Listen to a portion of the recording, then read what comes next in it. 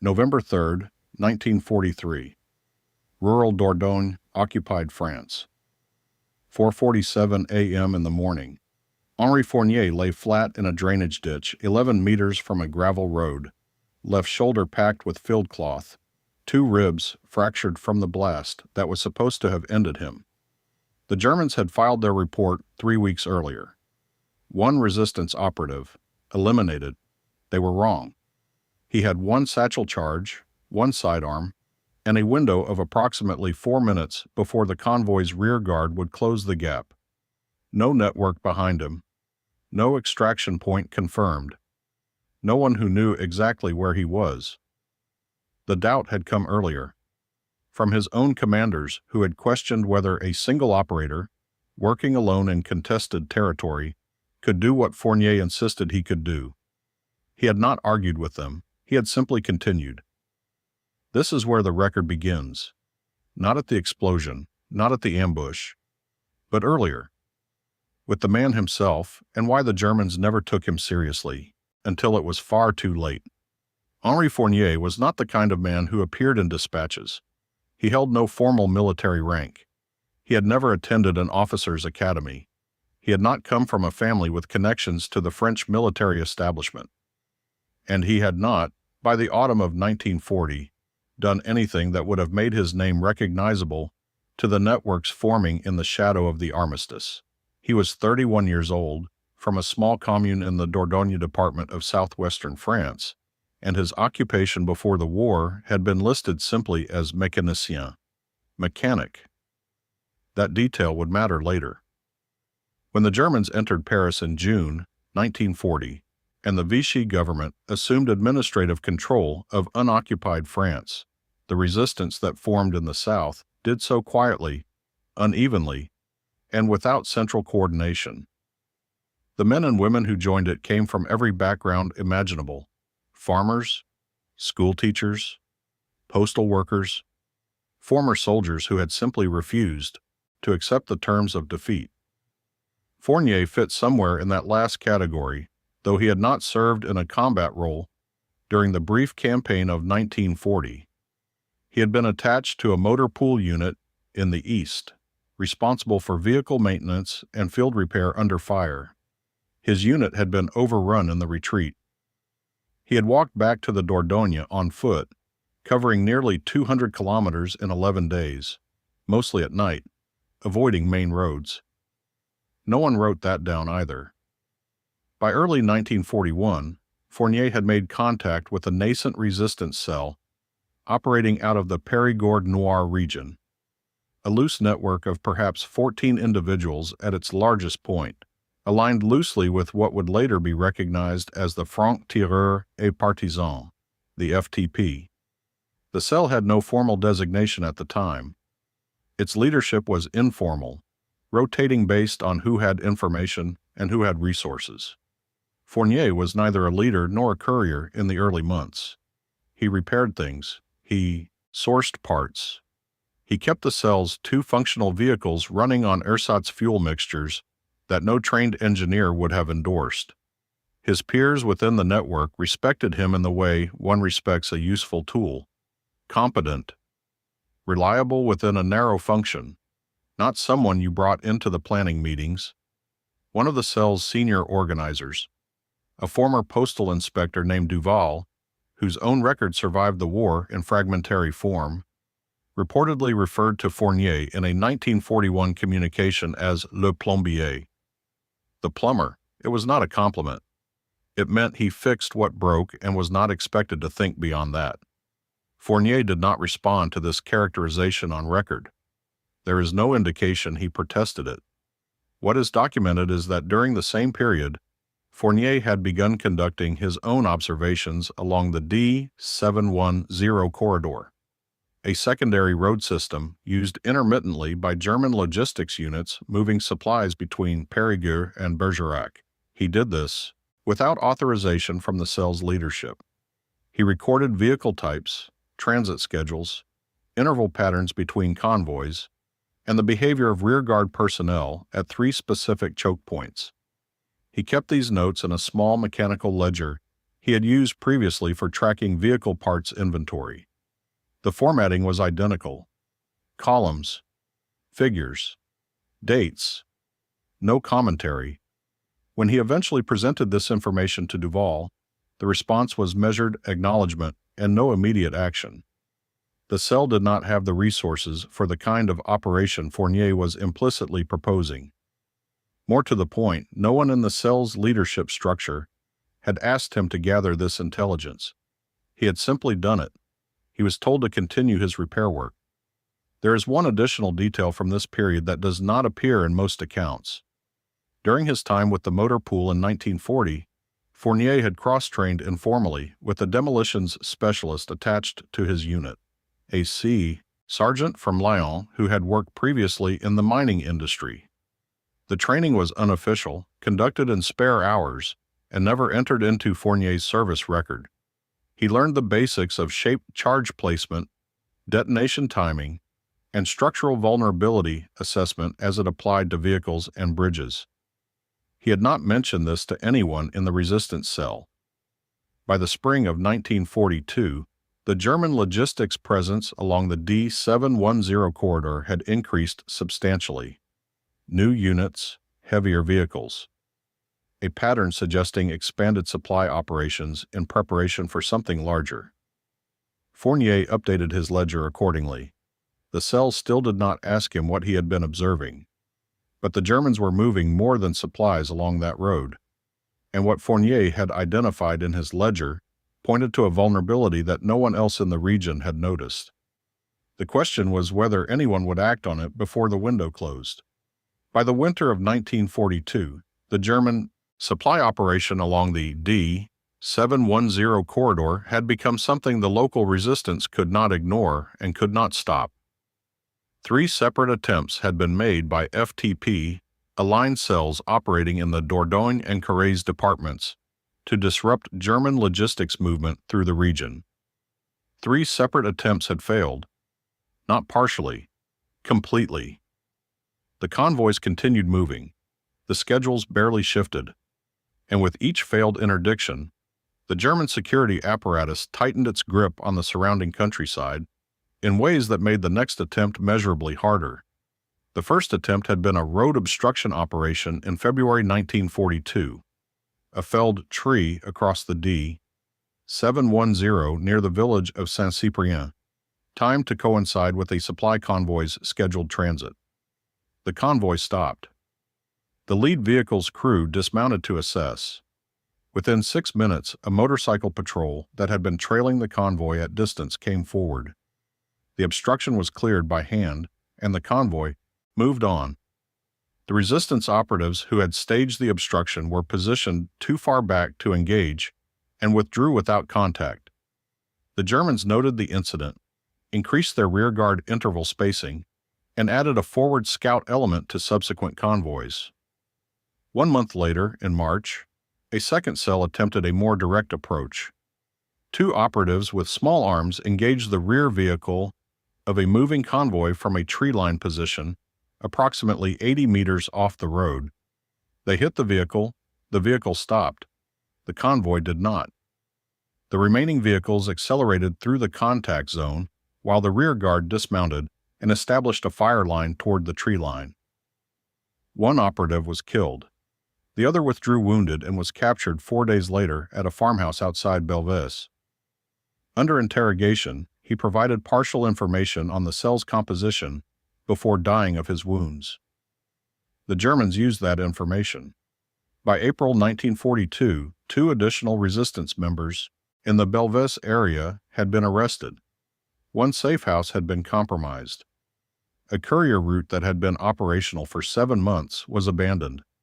The cost of that single failed ambush rippled through the network for weeks afterward, and the damage was not purely operational. It was psychological.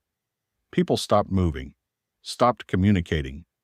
The cell in the Périgord Noir reduced its activity to near zero for 6 weeks, while its members assessed who knew what and who could still be trusted. Fournier continued his observations during this period. He updated his ledger. The third attempt came in late summer of 1942. organized at a level above the local cells. A coordinated effort involving operatives from 2 departments, timed to coincide with a larger FTP action further north. The plan called for a delayed explosive device placed beneath a bridge culvert on the D-710, detonated as a convoy passed over it. The device was placed successfully. It detonated on schedule. The bridge sustained damage but did not collapse. The convoy's lead vehicle dropped its front axle into the fractured roadbed and stopped. The vehicles behind it stopped. For approximately 11 minutes, the entire convoy was immobilized in open ground. No one was in position to exploit it. The coordination between the bombing team and the assault element had broken down somewhere in the chain of communication. The assault team had moved to a secondary position due to increased German patrol activity in their original staging area. By the time the device detonated, they were 400 meters out of effective range. They watched the convoy crews effect field repairs, bypass the damaged section on the road shoulder, and continue northeast. It took the convoy 40 minutes total. They did not lose a single vehicle. The bridge was repaired by German engineers within 72 hours. A permanent sentry post was established at the culvert location. Foot patrols along the D-710 corridor increased, from twice daily to continuous rotation. The problem was structural. The resistance cells in the region were operating with insufficient intelligence on convoy timing, inadequate coordination between units, and a fundamental misunderstanding of how German logistics security had evolved since 1941. What had been a lightly guarded supply line in the early occupation had become, by late 1942, a hardened and adaptive system. The Germans had learned from each failed interdiction attempt. They had adjusted spacing, added scout elements, varied their schedules within narrow windows, and begun conducting pre-transit sweeps of known choke points. Standard approaches were not working because the Germans were no longer operating on standard assumptions. Command pressure from FTP leadership was increasing. The supply corridor was feeding German operations across a wide area. Disrupting it had become a priority. But the cells on the ground were exhausted, depleted, and increasingly reluctant to absorb more casualties for operations that were producing no results. Into this environment, Fournier brought his ledger. What was in that ledger would reframe the entire problem. But first, someone in the network would have to be willing to listen to the plumber. Duval did not approve the operation. He reviewed Fournier's ledger in the first week of November 1942, spent approximately 20 minutes with it, asked 3 questions about the sourcing of the scheduled data, and then set it on the table between them without comment. The cell did not have the personnel for what Fournier was describing. The previous failures had made the leadership cautious in ways that were understandable and, in Duval's view, entirely justified. A 4th failed attempt would not merely cost lives. It would likely end the cell entirely. Fournier did not argue. He asked one question in return. He asked whether the cell had any objection to him proceeding alone. There was a pause in the conversation that the record does not quantify. What followed, according to a post-war account from a surviving cell member who was present, was not an authorization. It was the absence of a prohibition. Duval told Fournier that the cell could not support the operation, could not extract him if something went wrong, and would not be able to acknowledge involvement if he was captured. Fournier indicated he understood each of those conditions. He left the meeting with his ledger, one satchel charge assembled from components he had sourced and constructed himself over the preceding 4 months, and a Soviet-pattern T-33 pistol that had entered the cell's inventory through a courier exchange, and had been sitting unassigned in a box beneath a farmhouse floorboard since August. He did not tell anyone the date he had chosen. The morning of November 14th was cold and overcast, with a low ceiling that sat at roughly 300 meters above the valley floor. Ground temperature was near freezing. The road, surface along the 710 was dry but bordered on both sides by saturated clay soil that had absorbed 2 weeks of intermittent rain. Movement through the adjacent fields left visible impressions. Fournier had accounted for this. He had identified a position along a limestone shelf formation approximately 60 meters north of the road, at a point where the D710 curved gently eastward around a low ridge. The curve forced vehicles to reduce speed. The limestone provided both concealment and firm footing. The shelf sat elevated enough that a satchel charge dropped onto the road surface below could be timed without requiring Fournier to be on the road itself. He was in position by 4:30 a.m. His ledger indicated the convoy's transit window, based on 11 separate observations over 4 months. The interval had held within that range 9 times out of 11. The 2 exceptions had both been delays, not early transits. He treated the latter as his hard outer limit.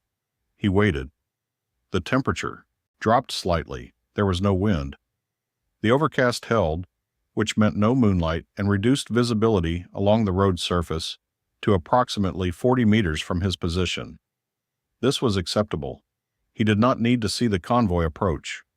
He would hear it. At 6:23 a.m. he heard it. The acoustic signature of the lead vehicle reached him before any visual confirmation. A diesel engine under moderate load, the specific pitch indicating a medium transport, consistent with the Opel Blitz variants he had cataloged in his ledger. He counted the engine sounds as they came. 1. A gap of approximately 12 seconds. 2. Another gap, slightly longer. 3. 3 vehicles.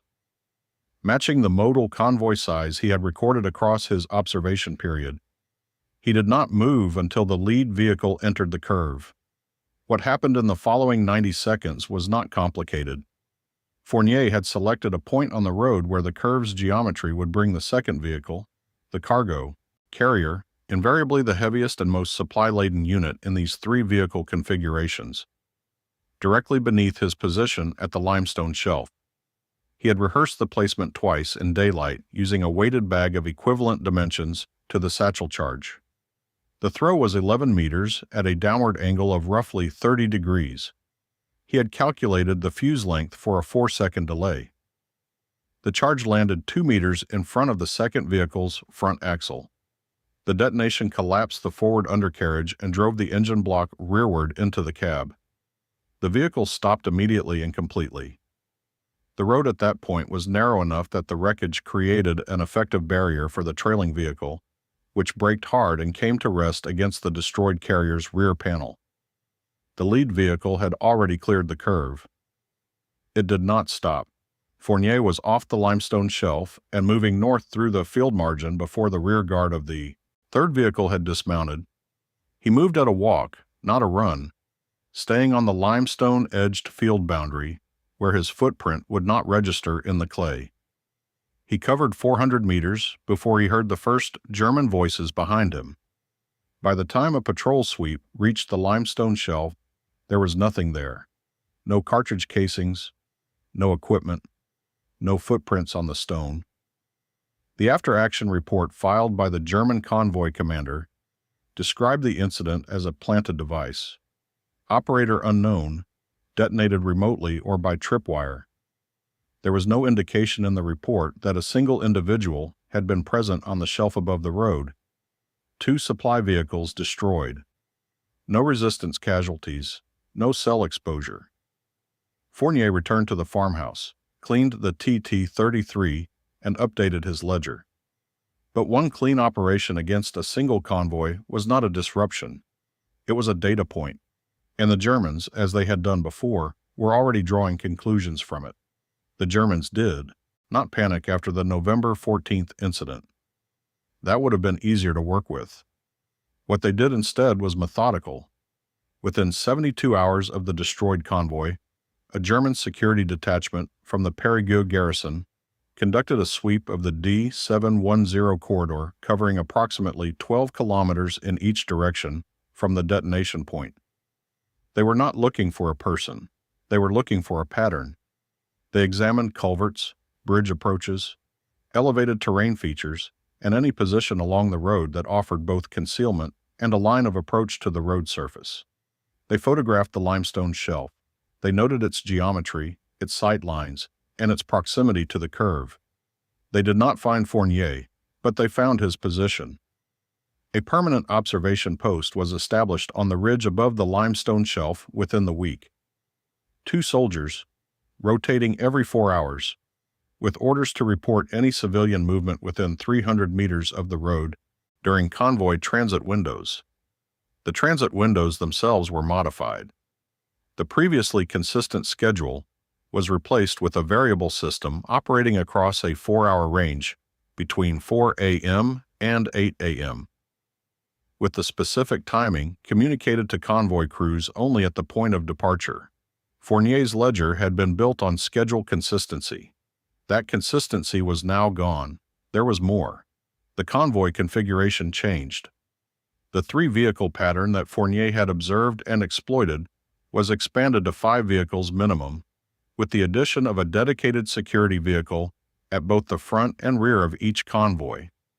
The security vehicles carried 4 soldiers each, armed and with standing orders to dismount and establish a perimeter at the first indication of any road obstruction or unusual noise. The interval spacing between vehicles was increased to reduce the possibility of a single detonation disabling more than 1 unit. Every adjustment the Germans made was a direct response to what had happened on November 14th. They had read the incident correctly. They understood the attack geometry. They had simply attributed it to a team rather than a single operator, which meant their countermeasures were scaled for a team. This was, in a narrow sense, a miscalculation on their part, but it made the road substantially more dangerous, regardless of how many people were attempting to use it. Fournier observed these changes across December 1942 and into January 1943. He updated his ledger without comment. The column headings shifted. Where he had previously tracked vehicle types and transit times, he now tracked patrol rotation intervals, sentry position changes, and the behavior patterns of the new security vehicles. He was no longer building a picture of the supply line. He was building a picture of the security apparatus protecting it. This was a different problem, and it required a different kind of thinking. The cell had noticed the November 14th result. Duval had not acknowledged Fournier's role directly, but the atmosphere in the network had shifted slightly. There were conversations now that had not happened before, about the D710, about what was possible, about whether a more sustained interdiction campaign was viable. Fournier participated in these conversations minimally. He listened more than he spoke. What he did not tell the cell was that he had already attempted a second operation in December and aborted it. He had been in position on a different approach route, targeting a new choke point he had identified 2 kilometers northeast of the November site. The convoy arrived within his observation window, but the lead security vehicle stopped 200 meters short of his position and held for 11 minutes before proceeding. There was no apparent reason for the stop, no mechanical issue, no radio communication he could observe. The vehicle simply stopped, waited, and then continued. Fournier had withdrawn without deploying the charge. He did not know whether the stop had been random, a crew taking a meal break, a navigational check, or whether it indicated a new protocol involving deliberate pauses at irregular intervals to break the predictability of transit movement and flush out anyone waiting in a static position. He could not determine this from a single data point, but he could not afford to assume it was random. The margin that had existed in November, the margin that had allowed him to select a position, rehearse a placement, and withdraw cleanly, was compressing. The Germans were not reacting anymore. They were anticipating, not him specifically, but someone. The road had become a problem they were actively trying to solve, and they had more resources to apply to it than he did. One further development in January 1943 shifted the situation again. A German intelligence circular, later recovered by a resistance courier, indicated that the Périgueux garrison had requested the assignment of a dedicated Feldgendarmerie team to the D710 corridor, not to escort convoys, but to conduct independent counter-sabotage operations in the surrounding area. They were no longer just defending the road, they were hunting, and they were getting closer to understanding exactly what kind of operator they were dealing with, which meant Fournier was running out of time to act before they understood him completely. The Feldgendarmerie team arrived in the Dordogne in the second week of February 1943. 4 men, led by a Hauptmann whose name appears in recovered German records only as Brecher. His file, what survived of it, indicated prior counterpartisan experience in the occupied Soviet Union and a commendation for the dismantling of a sabotage network in Belarus in 1941. He was not a convoy escort. He was not a garrison administrator. He was a specialist assigned to a specific problem with a specific mandate. Find the operator.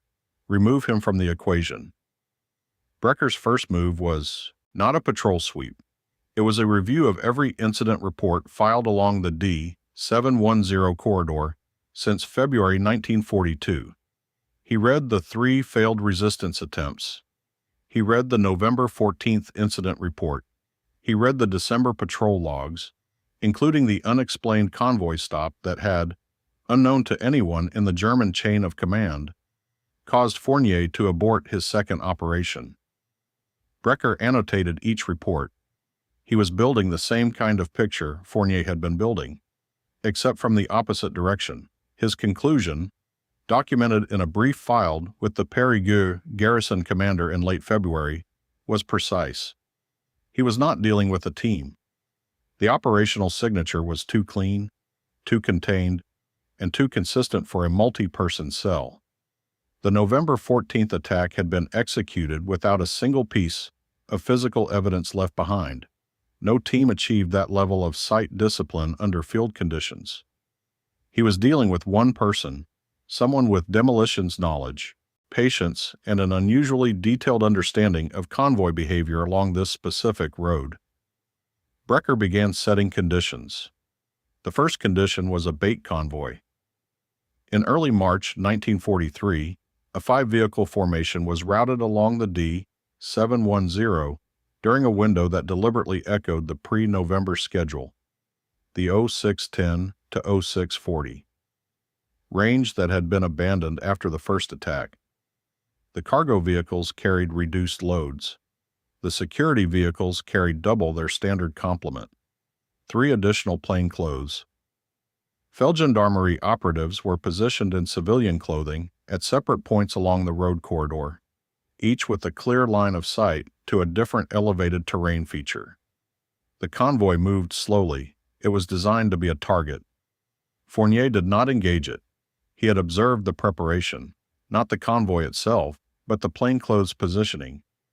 2 of the 3 operatives had arrived in the area the previous evening and had moved to their positions before dawn, using routes that passed within observation range of a point Fournier checked routinely.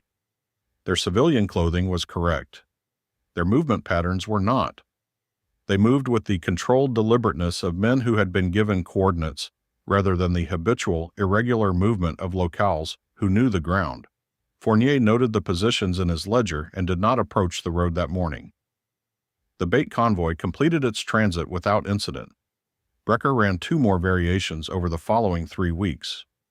A convoy with an extended halt at a known choke point, designed to present an irresistible stationary target. A night transit along a secondary route that Fournier's ledger had flagged as a potential alternative corridor. Information Brecher could not have had directly, but had inferred from terrain analysis. Both operations produced no contact. The silence was communicating something to both men simultaneously. Brecher understood that his target was surveillance-aware and not reacting to obvious bait. Fournier understood that the Feldgendarmerie team was mapping his decision-making by offering conditions and watching whether he acted on them. Each non-engagement was data for both sides. But the timeline was not neutral. In late March, Fournier received information through the cell that a large German supply movement was being planned along the D710 corridor within the next 3 to 4 weeks. A consolidation of materiel from multiple regional depots in advance of a broader logistical reorganization. The movement would be substantially larger than standard convoy operations. More vehicles, more supplies, a genuinely significant target. It would also, by necessity, require a fixed schedule due to the coordination involved across multiple origin points. The variable timing that had replaced the old predictable windows would, for this single operation, be constrained. It was the first fixed window Fournier had seen in 4 months. It was also, transparently, the kind of opportunity that a counter-sabotage specialist would anticipate his target moving against. Fournier spent 4 days making no movement he did not consider observable. He did not approach the road. He did not visit any of his established observation points. He made 2 visible trips to a market in a nearby village, behaving with the unhurried routine of a man who had nothing planned. On the 5th day, he began preparing. The preparation did not look like what Brecker would have expected, because Fournier was not planning to use the approach route he had used before.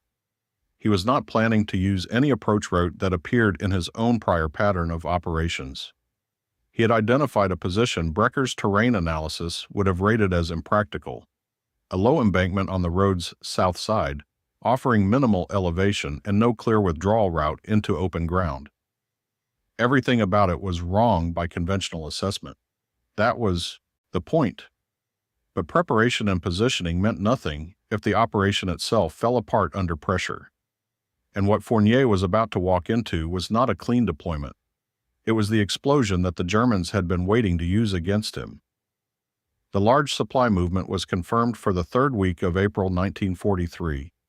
Fournier received the schedule detail through a courier contact inside the Périgueux Depot administrative office. A clerk who had been passing low-level logistical information to the resistance network for 6 months. The information was specific. 14 vehicles. Departure from Périgueux on April 19th. Transit along the D710 through the Périgord Noir corridor to a consolidation point outside Bergerac. He read the information once. He set it down. He did not update his ledger immediately. He waited 2 days before doing anything with it. This was not hesitation. It was assessment. The information was too clean. A fixed schedule, communicated through a source that both sides of the intelligence equation knew, existed at some level of the German security apparatus, arriving with enough lead time to plan and execute an interdiction. It matched, with uncomfortable precision, the exact set of conditions that would cause a motivated saboteur to move.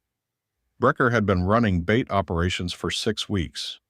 This had the structural signature of one more, but it was also possible that it was simply true. Large coordinated supply movements required fixed scheduling. The clerk had provided accurate information before. The logistical reorganization that the movement reflected was consistent with German operational patterns Fournier had observed independently. Dismissing the intelligence entirely carried its own risk.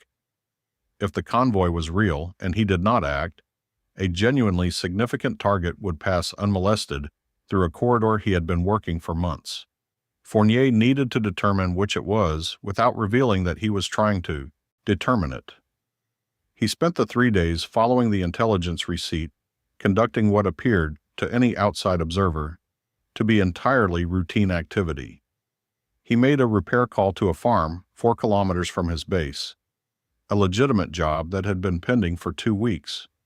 He attended a small gathering at a neighbor's property. He moved through the village twice during daylight hours without varying his pace or his route. If Brecker's team was maintaining observation on his movements, and Fournier assessed that they were, what they would see was a man with no apparent awareness of an impending operation.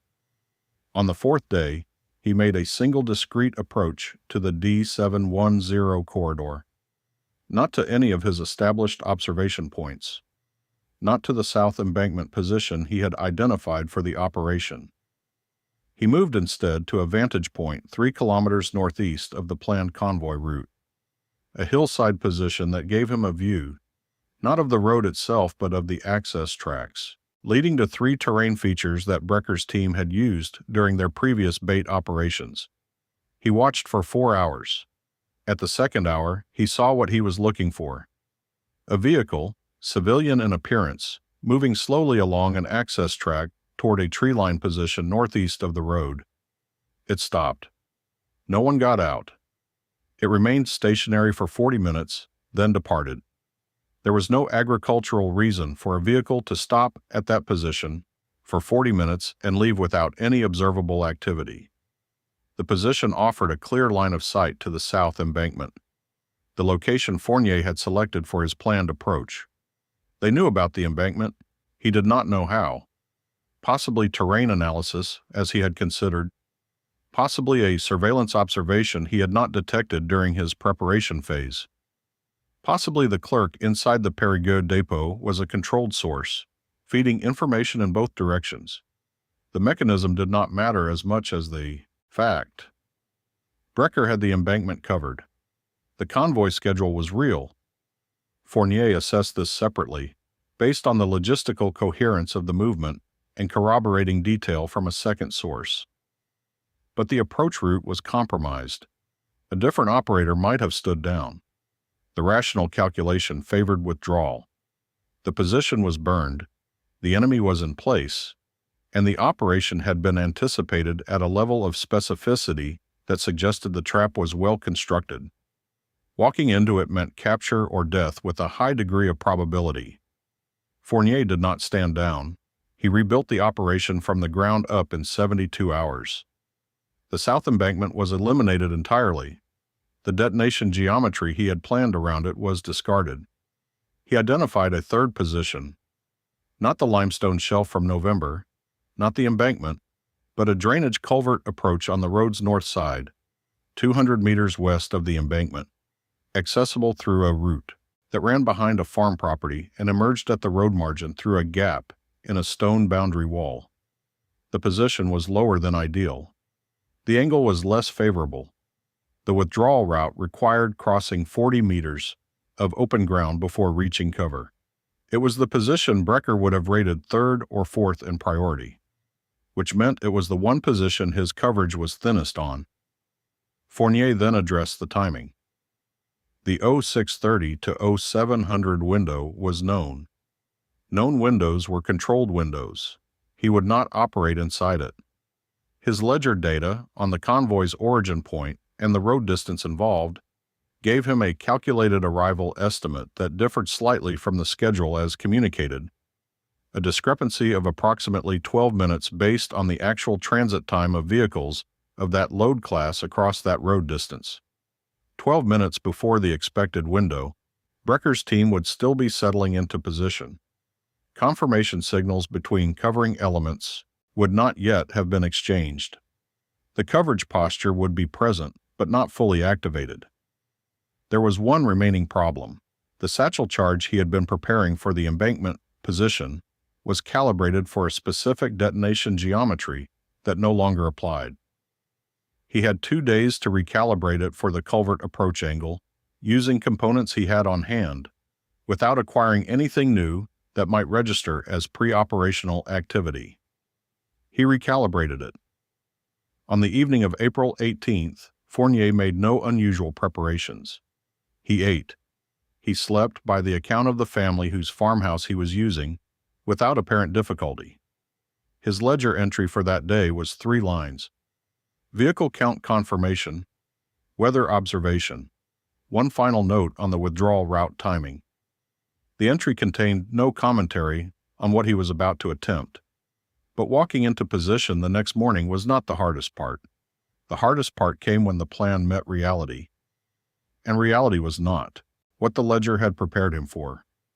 The culvert approach had taken longer than calculated. The gap in the stone boundary wall had been partially blocked. Fresh debris, deposited recently, possibly within the last 24 hours. He moved it by hand, piece by piece, without sound, in darkness, over 11 minutes. He arrived at the road margin with 17 minutes remaining before his 0618 window. His left shoulder, injured in the German ambush 3 weeks prior, had stiffened in the cold. His range of motion on that side was reduced. The satchel charge required a two-handed placement. He had not accounted for this in his recalibration. He made the adjustment mentally, in the dark, in the remaining time he had. He heard the convoy. It was larger than 14 vehicles. He counted engine signatures as they approached. 17, possibly 18. The additional vehicles had not appeared in the schedule intelligence. They were running closer together than standard interval, spacing. Tighter than anything in his ledger. A vehicle malfunction at the front had likely compressed the formation during transit. Whatever the reason, the geometry he had planned for had changed. He deployed the charge at 6:18 exactly. The detonation took the third vehicle, not the second as intended, but a fully loaded cargo carrier whose fuel tank ruptured on secondary ignition. The resulting fire spread to the fourth vehicle within 40 seconds. Both were fully stopped. The formation behind them compressed into an unplanned halt across a road section too narrow for bypass. Fournier was already moving. He crossed the 40 meters of open ground at a walk, reached the farm boundary wall, and did not look back. Behind him, German voices, then whistles, then the sound of vehicles attempting to reverse in a confined space. He was 400 meters away before the first organized dismount. He was gone before the perimeter sweep began. The after-action report filed by the German convoy commander listed 2 vehicles destroyed, cargo lost, operator unknown. Fournier returned to the cell. He set his ledger on the table in front of Duval without comment. He updated his entry for April 19th. Vehicle count, detonation result, withdrawal time. Duval looked at the ledger for a long moment. He did not call him Plummer again.